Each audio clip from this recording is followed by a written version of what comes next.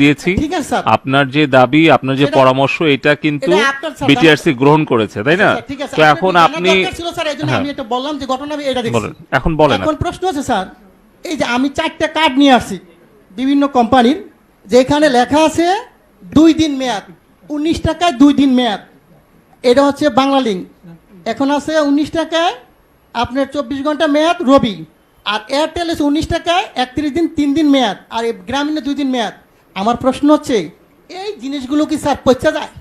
এটির মেয়াদ থাকবে কেন? আমার প্রশ্ন হচ্ছে মানুষের টাকা আপনি মনে করেন আমরা যদি 20 কোটি লোক হই, যদি 20টি করে ভরি, আর একদিন সবাই কথা বললাম না, কত হাজার কোটি টাকা এই কোম্পানি নিয়ে যাচ্ছে, সিস্টেমের মাধ্যমে নিয়ে যাচ্ছে। এর আগেও আমি বলেছিলাম, একটা নিউজে দেখাইছে 17 মিলিয়ন ভিউ হয়েছে। ওদিন থেকে উচিত ছিল এই সিস্টেমটাকে বাংলাদেশে বন্ধ করে দেওয়া। আমি বারবার বলেছি গরিব মানুষ ভিক্ষা করে, সে 20 টাকা ভরে। আপনি হয়তো জানেন না, আজকে বললাম সে তার মা মারা গেছে, বাপ মারা গেছে, সে কথা বললো না, তার মানে আমার টাকা চলে যাবে? হয় কেন? এই গ্রামীণ ফোন কোম্পানি বা অন্য কোনো কোম্পানি এরা কারা? এরা আপনাদেরকে না জানে হাজার হাজার কোটি টাকা সিস্টেমের মাধ্যমে নিয়ে যাবে। এটা কিন্তু স্যার সহ্য করার মতো না। প্রথম প্রশ্ন হচ্ছে এটাকে আজকের মিটিং এর পর থেকে কিছুক্ষণ পরের মতো আপনারা দিবেন, যাতে বাংলাদেশের কোনো জনগণের একটি টাকা যাতে না যায়।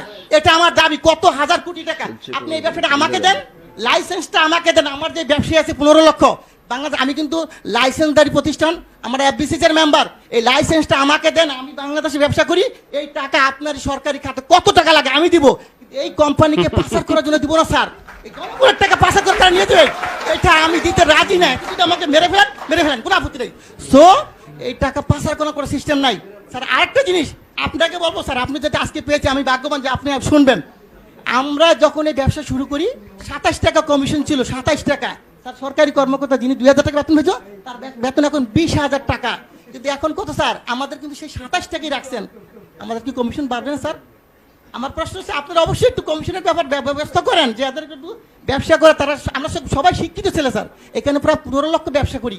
আমরা যারা ব্যবসা করি কোটি কোটি টাকা কামিয়ে দিচ্ছি, কিন্তু আমাদেরকে তো দেখবেন স্যার। আরেকটা কথা, টেলিটক আপনি হয়তো জানেন না। এই টেলিটকের ব্যাপারে আমি একবার বলছিলাম, বিটিআরসি 22 আমি হিন্দু, উনি সম্ভবত আমি জানি না, উনি আমাকে বলে এটার দায়িত্ব তো বাবা আমার না রে ভাই, এটার দায়িত্ব হইলো কার? বিটিআরসি না, টেলিযোগাযোগ। আমি ঠিক আছে, আমি যে স্যারকে পাই বলবো স্যার, আমার আপত্তি স্যার যদি মাইন্ড না করেন, আপনি দায়িত্বটা আমাকে দেন। আমার ব্যবসায়ীরা সবাই মিলে আমরা করি। বাংলাদেশে টেলিটককে কেমনে উড়াইতে হবে আপনি আমাকে সাপোর্ট দেন। আমি বলবো কোনো দোকানদার আমাদের দোকান থেকে টেলিটকের সিম কেনার পরও রিচার্জ পাবে, তা হবে। টেলিটক উন্নয়ন কেমনে করতে হয় স্যার, আপনি যদি কোনো ধরনের সিস্টেম থাকে আপনি বলেন যে বলে এমনি সহযোগিতা করে, আমি করতে বাধ্য আপনাকে। আপনি যেইভাবে চান টেলিটক অবশ্যই উন্নয়ন হবে। টেলিটককে গ্যাফরাইকে, আমাদের দেশি প্রতিষ্ঠানকে গ্যাফরাইকে অন্য কোম্পানিকে উড়াই দিব, আর এরা টাকা পাচার করে নিয়ে যাবে স্যার, এটা মেনে নেওয়ার মতো না।